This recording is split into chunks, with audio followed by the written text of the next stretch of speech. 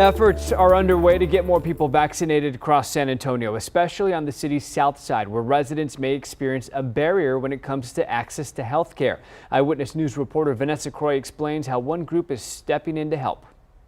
We're a nonprofit organization, it's been around for about 23 plus years, and we do lots of community programming services like fitness, nutrition. Elizabeth Letts is the executive director of the Bexar County Health Collaborative, and this week their push is getting more people vaccinated. There's definitely still pockets of all neighborhoods throughout Bexar County that are in need of additional types of support, including residents of Southside communities. And so the Southside is one of the communities that we're really focused on.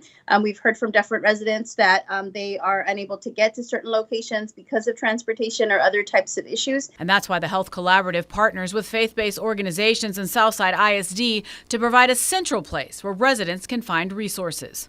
The collaborative also is urging parents to get their kids vaccinated. They held a vaccine clinic on Sunday. So it was a way for us to be able to capture that population and ensure that they had a good way of being able to get vaccinated, be protected against the virus going into the summer and the fall season.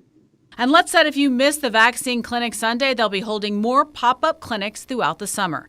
You can find a link for more information on our website at KENS5.com. Vanessa Croy, KENS 5, Eyewitness News.